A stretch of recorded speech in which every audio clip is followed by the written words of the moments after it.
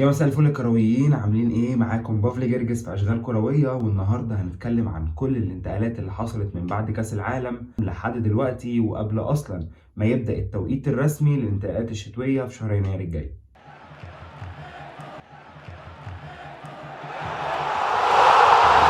خلينا في السريع ومن غير ما نضيع وقت كتير نبدا على طول بالدوري الانجليزي. خلينا على طول نبدا بنادي ارسنال، واللي لسه تامم التعاقد مع اللاعب ميكالو مودريك لاعب شختار دومينيك الظهير الايمن اللي عنده 22 سنه، مقابل 40 مليون يورو زائد 20 مليون يورو مبالغ اضافيه. وارسنال بيعزز الصفقه دي للسكواد بتاعه عشان يقدر من وجهه نظري انه يكمل منافسه على الدوري في حاله اصابه جابرييل مارتينيلي او ساكا. فمفيش اي بديل منافس ليهم حاليا في سكواد ارسنال، فمودريك جاي يعمل الصح مع ارسنال في باقي الموسم. من ارسنال لنادي تشيلسي اللي اتعاقد مع الموهبه الشابه الايفواريه ديفيد داترو فوفانا اللي عنده 20 سنه بس، مقابل 12 مليون يورو. وكل الكلام من تشيلسي ان هم بيجهزوا فانا واللعيبه اللي في السن دوت انها تبقى المستقبل تشيلسي مش لدلوقتي وبس كده، واللاعب ارقامه كويسه جدا، لكن الله اعلم لما يروح البريميوم ليج الموضوع هيتغير ولا هيفضل بنفس المستوى ونفس الريتم اللي هو ماشي عليه، بالذات انه مش اسم كبير في عالم كره القدم وما عندوش اي خبره في اللعب الاحترافي او اللعب الانديه كبيره في دوريات كبيره. من تشيلسي لنادي وولفز اللي خلاص تم صفقه ماركوس كونها على سبيل الإعارة من نادي أتلتيكو مدريد، المهاجم الصريح لنادي أتلتيكو مدريد على سبيل الإعارة مع تفعيل بند الشراء مقابل 50 مليون يورو في حالة إن وولفز حب يتمم الصفقة بعد مدة الإعارة. وحقيقي يكونها من الإضافات الجامدة جدا للبريميوم ليج، كونه لاعب مميز جدا وبيقدر يجيد اللعب في كذا مكان غير إنه يلعب راس حرب بس، فهو كمان يقدر يلعب لاعب رقم 10 تحت راس الحربة ويقدر يلعب على الجناحين. فاعتقد ان وولفز عملت الصح مع نفسها بصفقه كونها. ومن وولفز على ليفربول اللي لا صوت يعلى فوق صوت انتقال جاكبو من بي اس في ايندهوفن لنادي ليفربول مقابل 50 مليون يورو. طبعا كلنا شفنا جاكبو اللي كان بيعمله مع منتخب هولندا في كاس العالم، والمستوى العالي قوي والريتم العالي قوي اللي قدمه مع منتخب هولندا في كاس العالم، وكونه انه يلعب سترايكر تاني جنب ممفيس ديباي بخطه هولندا 3-5-2 فده يؤهله جدا انه يكون عنصر رئيسي في خطة ليفربول. بس من وجهة نظري ان كل دوت ليفربول سواء لويس دياز او جاكبو او حتى داروين نونيز كل دي صفقات ليفربول بيحاول يعوض بيها ساديو ماني.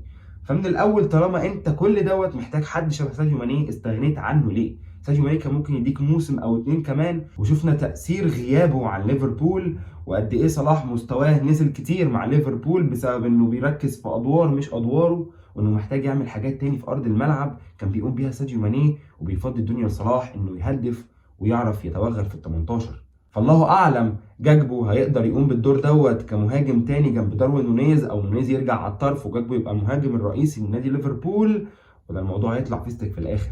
دي كلها بالفعل صفقات تمت وخلصت بشكل نهائي، لكن في كلام لعيبه كتير قوي في الدوري الانجليزي سواء من دوريات تانية او من الدوري الانجليزي ذات نفسه لسه ما تمتش، بس هنشوف انها بتتم خلال الفتره الجايه قريب جدا. بدايه من جواو فيليكس من نادي برضو اتلتيكو مدريد اللي الكلام عليه من نادي ارسنال او من نادي مانشستر يونايتد على سبيل الاعاره مع تفعيل بند الشراء. جواو فيليكس بالذات لو راح نادي ارسنال هيبقى نقله بالنسبه لهم، بالذات ان جابرييل خيسوس بعد اصابته وان مفيش مهاجم بديل لجابرييل خيسوس في نادي ارسنال. فاعتقد ان جواو فيليكس صفقه لو تمت لنادي ارسنال هيعلي كتير قوي من السكواد بتاعهم وهيساعدهم قوي انه ينافسوا على الدوري بقيه الموسم. وبرده الكلام على بيلينجهام لاعب نص بروسيا دورتموند والمتألق في المنتخب الانجليزي في كاس العالم، واللي كان سعره قبل كاس العالم 100 مليون يورو. حاليا بروسيا دورتموند طالبه فيه اكتر من 120 مليون يورو، والكلام بين مانشستر سيتي وليفربول، مع ان جوارديولا صرح وقال انه مش هيتم اي صفقات خلال انتقالات الشتويه في شهر يناير، بس ما تأمنوش لجوارديولا انه قال كده الصيف اللي فات ولقيناه بيعمل صفقات مع هالاند والفاريز واكانجي وكذا اسم دعم بيهم الفريق. بس اعتقد ان بيلينجهام لو راح الدوري الانجليزي فهيبقى انسب مكان ليه هو مانشستر سيتي، لانه حابب جدا طريقه لعب جوارديولا وحاسس انها تناسب طريقه لعبه. فليفربول لو معرفش يتمم صفقه بيلينجهام من بروسيا دورتموند وناموا الناحيه الثانيه امرابط من نادي فيورنتينا اللي كان مقدم برضه مستويات كبيره قوي مع المغرب في كاس العالم. وزي ما قلنا قبل كده في الفيديو اللي فات ان الانتقالات الشتويه الجايه هتبقى مبنيه بشكل كبير قوي على اداء اللعيبه في كاس العالم مع منتخباتها، او في الفتره الاخيره مع نواديهم قبل كاس العالم. فمرابط بعد المستوى العالي اللي قدمه مع منتخب المغرب، ليفربول حط عينها عليه، وهتبقى نقله كبيره ليه قوي لو اتنقل من فيورنتينا لليفربول، وهيبقى اضافه لخط نص ليفربول هناك مع عدم وجود عناصر بديله لفابينيو او هندرسون او اليوت. فمرابط هيبقى حل مزاجي ليفربول لو تم. مع مرابط اللاعب انزو فرنانديز لاعب منتخب الارجنتين، واللي كلنا شفنا لما ليونيل ميسي نصحه انه ما يروحش ريال مدريد في الدوري الاسباني، وانه لو حب ينتقل فيروح البريميوم ليج، وكان احسن اختيار ليه ليفربول. لحد دلوقتي يورجن كلوب ما صرحش وما قالش ان في اي تعاقدات مع اللاعب انزو فرنانديز، لكن الله اعلم اللي جاي فيه ايه. لكن بشكل كبير قوي انزو فرنانديز الثلاث الشتويه الجايه هنشوفه في الدوري الانجليزي. من الدوري الانجليزي نروح على طول على الدوري الايطالي، اللي له صفقاته عند نادي سالرنتينا مع حارس المرمى اوتشوا. زي ما سمعت كده، اوتشوا حارس مرمى المكسيك اللي ما بنشوفوش غير كل كاس عالم.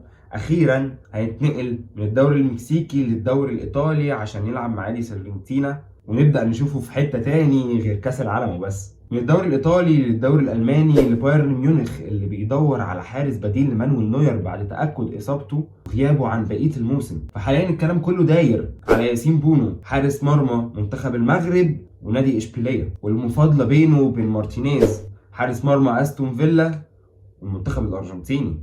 والحيره هنا صعبه قوي، ولان فعلا حارس المرمى كل واحد فيهم بيتميز بحاجه مختلفه عن التاني، والاثنين اثبتوا جدارتهم جدا مع منتخباتهم او مع انديتهم. ياسين بونو اللي من افضل حراس المرمى في الدوري الاسباني، ومارتينيز اللي اثبت وجوده اخر سنتين مع استون فيلا او مع الارجنتين. فانت لو مكان بايرن ميونخ هتروح مع مين في دول؟ شايفه حل مناسب وبديل يناسب بايرن ميونخ وطريقه لعب بايرن ميونخ عشان تبقى نهايتها مسك، ونروح على طول للدوري الاسباني اللي كلامه واخباره مغطيه على كل اخبار الصفقات التانية. خليني كده بس قبل ما ابدا في التقيل اقول لك ان اسكو لاعب ريال مدريد اصبح حاليا حر بدون نادي بعد ما اتنقل لنادي اشبيليه ودلوقتي خلص عقده. فهو حاليا بيدور على نادي في الشتاء، والله اعلم هل كده مسيره اسكو انتهت ولا لسه في حد ممكن يفكر انه يشتري اسكو في انتقالات الشتويه الجايه ونشوفه بيلعب تاني. ومن هنا لا صوت يعلو فوق صوت كريستيانو رونالدو وانتقال كريستيانو رونالدو لريال مدريد.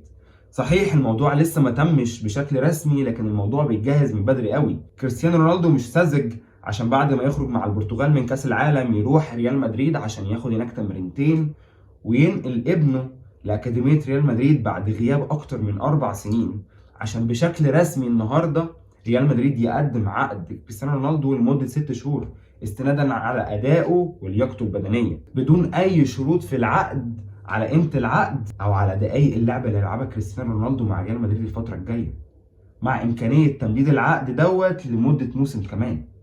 انشيلوتي شايف ان كريستيانو رونالدو حل مثيل في حال غياب كريم بنزيما، او حتى انه يلعب مع كريم بنزيما زي ما كنا بنشوف في الاول، لكن في وجود فينيسيوس جونيور فما اعتقدش ان الحل ده ممكن ينفع دلوقتي. لكن الله اعلم كريستيانو رونالدو ممكن يوافق بالشروط ديت، ولا ممكن غروره يمتلكه وما يوافقش على الشروط دي ونشوفه في نادي النصر السعودي، لان كريستيانو رونالدو ما فيش اي عروض متقدمه له غير حاليا من ريال مدريد ونادي النصر السعودي. فيا ده يا ده. واعتقد ان صفقه كريستيانو رونالدو لو تمت ريال مدريد دي ممكن تكون اسعد حاجه لاي مرنجي مع دخله 2023. فادعي من قلبك كده وصفي نيتك وقول يا رب اشوف رونالدو في ريال مدريد تاني. عزيزي الكروي حلقتنا خلصت، بس سوق الانتقالات لسه ما خلصش ولسه بيقول يا هادي ولسه ما بداش اصلا. كل دوت وكل الاخبار ديت سوق الانتقالات فاضله مش اقل من 5 ولا 6 ايام عشان يبدا. فلو الحلقه عجبتك ما تنساش تعمل لايك وتعمل لنا سبسكرايب عشان تتابع كل جديد الفترة الجاية وما تفوتش أي حاجة من اللي هتحصل في سوق الانتقالات أو في الدوريات ال5 الكبرى أو في أي أخبار كروية عموما. وأشوفكم الحلقة الجاية، سلام.